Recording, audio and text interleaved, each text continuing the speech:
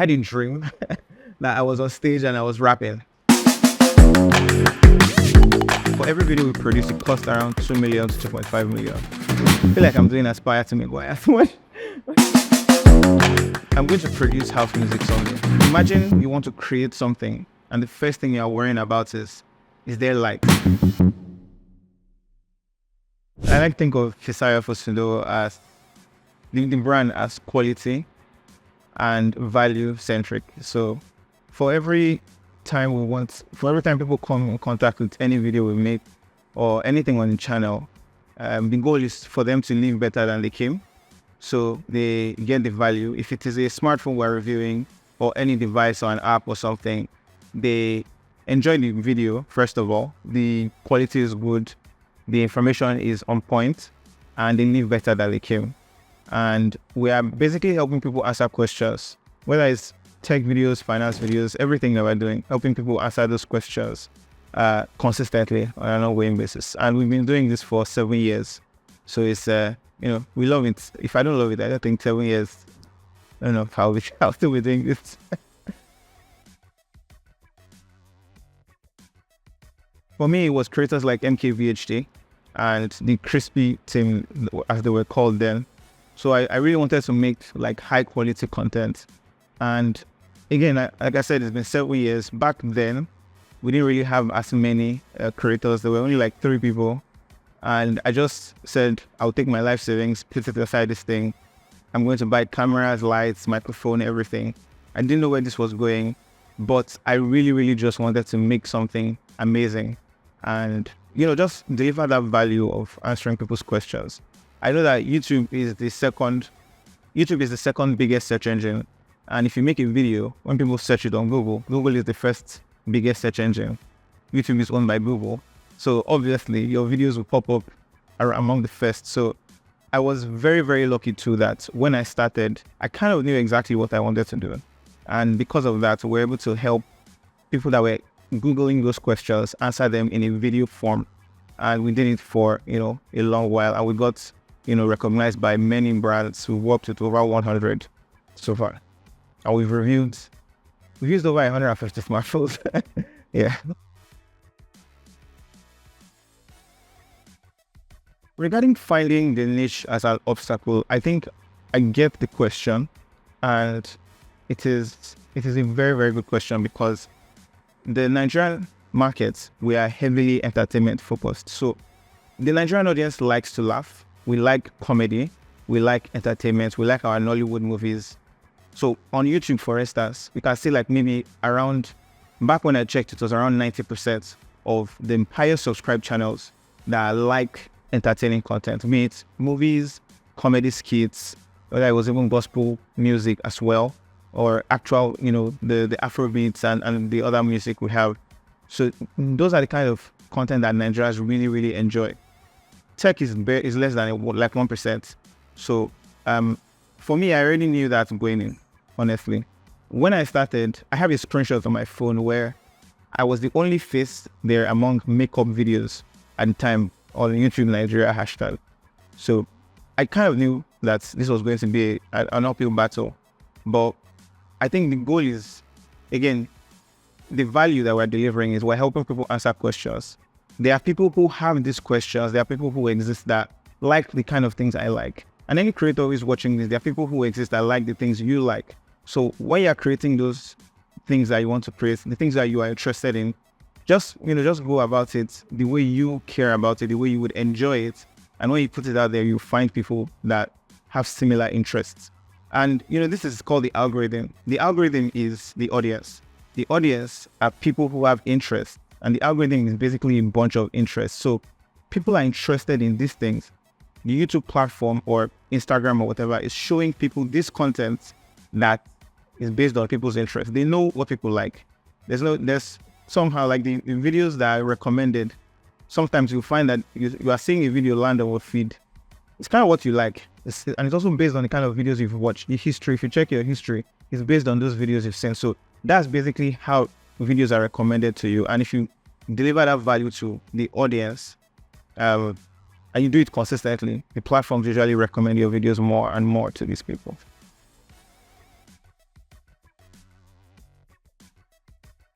I think there are many people who are starting to appreciate tech content. And the good thing is a lot of people are telling this story in their own unique way. And I'm seeing that in a lot of short form content.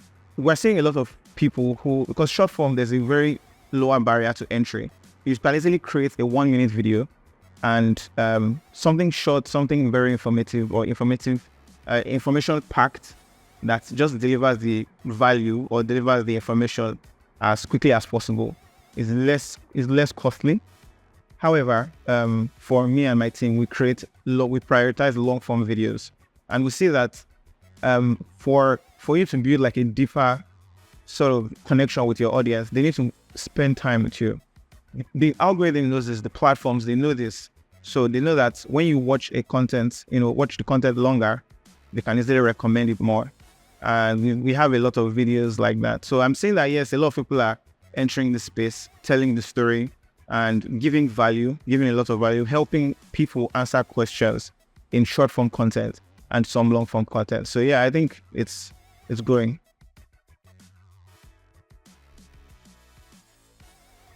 It varies, to be honest. I can speak for the tech videos. So the tech videos, we would spend time to use the smartphone.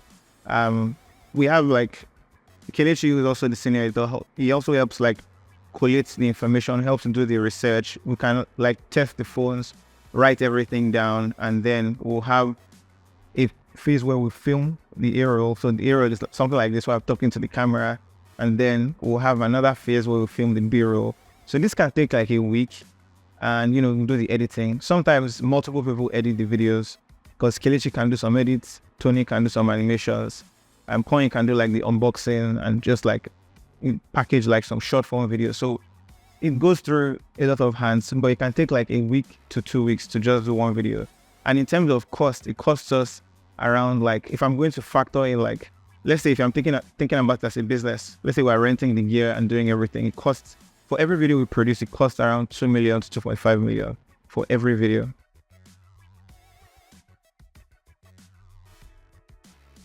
I think we've had a couple of exciting things. Like you mentioned, we were in Rwanda, thanks to the World Bank, International Finance Corporation.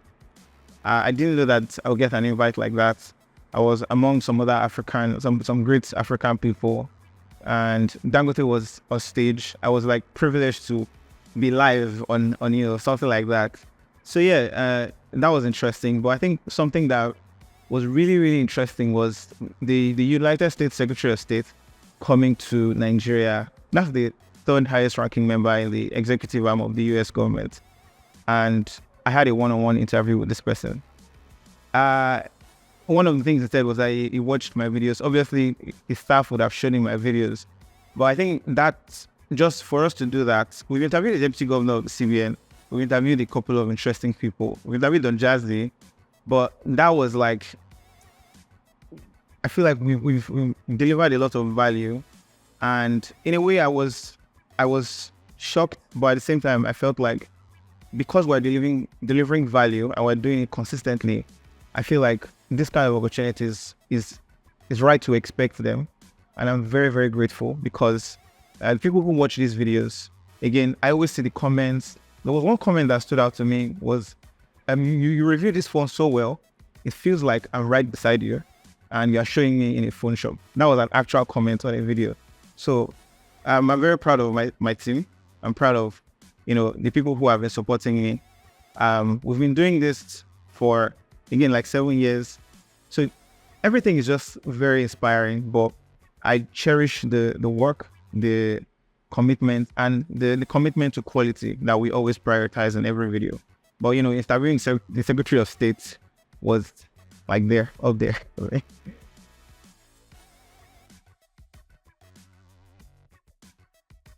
I had a tweet recently, and it was, I think the tweet read, imagine you want to create something, and the first thing you're worrying about is there light? I feel like power is something that I wish could be solved. That it's affecting a lot of creativity, even manufacturing as well.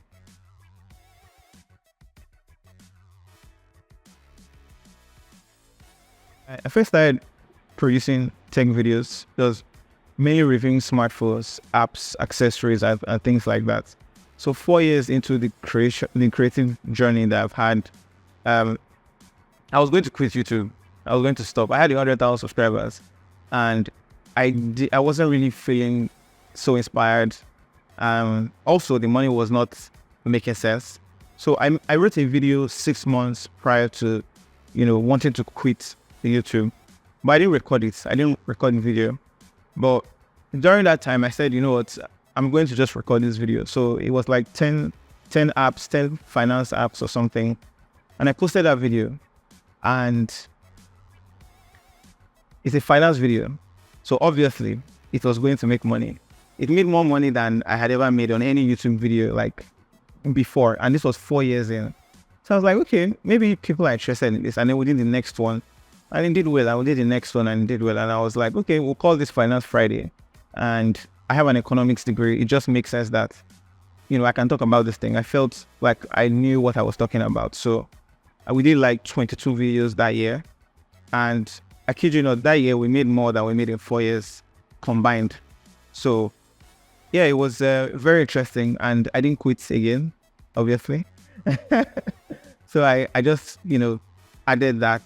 Although we've kind of dialed down the finance stuff because we see that people are very interested in it. But we want to prioritize the research.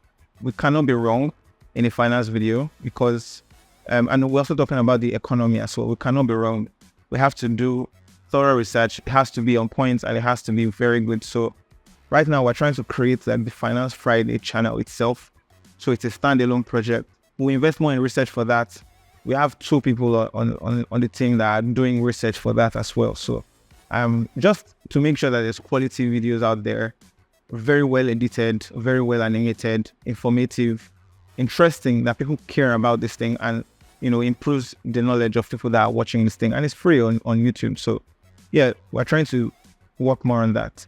And I also like music because I had a dream that I was on stage and I was rapping. And in school, I actually rapped in front of the entire school then. I sang, we wrote a song. I was in a rap group and I rapped. I have a rap video on my Instagram. I've been taking courses on music production and I invested in some music gear as well and software. So I'm going to produce house music someday. I'm going to produce EDM someday. I don't know when, but it's coming. Watch out.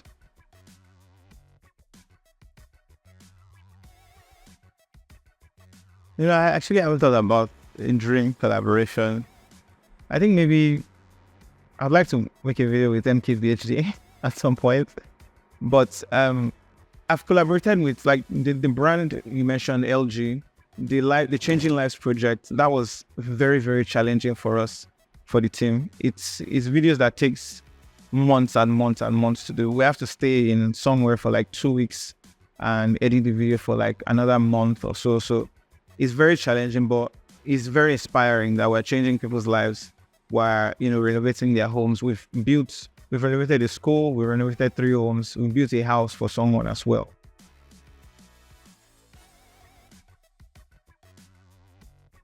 For monetization, on YouTube, we monetize through ads. So that's whenever you want to play a YouTube video, if you're not on YouTube Premium, there are some ads that will show before the video is played. That's how we get paid. So sometimes we have multiple ads within those videos. And basically, let's say if a video has 1 million views, you divide them by 1,000, multiply it by the ongoing CPM at that time. So for tech, the CPM is quite low in Nigeria, actually. So you can make like maybe $2 per 1,000 views. So if you have 1 million views, that's probably like $2,000. But if you have 1 million views from somewhere like the US, for instance, you can get like $10,000 or something from 1 million views. So that's kind of how we make money on YouTube.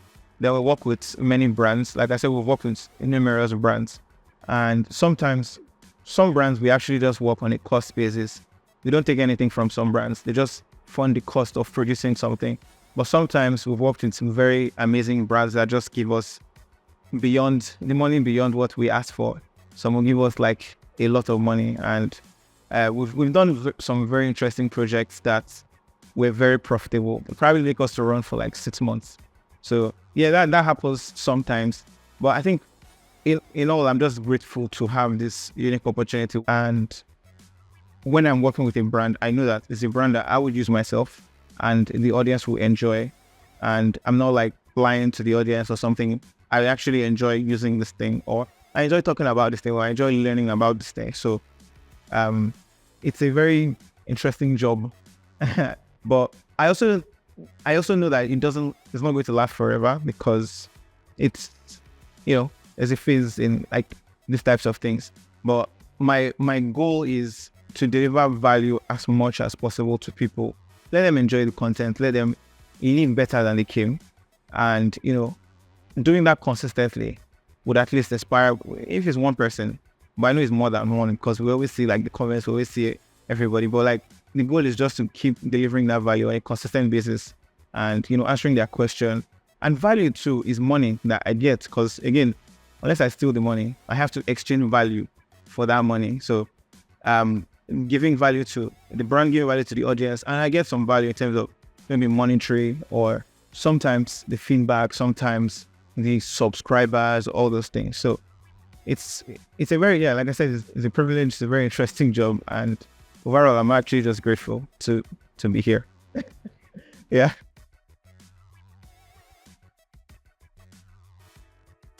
I'm thinking of the future. I'm thinking of AI and artificial intelligence, and we're making heavy investments on our thing, which I cannot disclose, but we're doing stuff towards that in the future.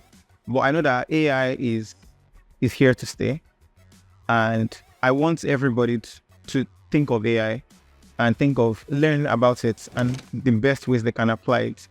And in an industry like maybe creating content or having an audience or talking to people, think about how you can find your tribe and how you can speak to these people that have a collective interest on a consistent basis. Because if you're looking to have value, maybe like what I've done or what a few people have done, it's just figuring out that tribe, talking to them consistently, and making sure that it's something that you yourself are interested in. I feel like I'm doing Aspire to Make as much. But that's just, I don't know. That's just what I think. Basically, just speak to the tribe consistently.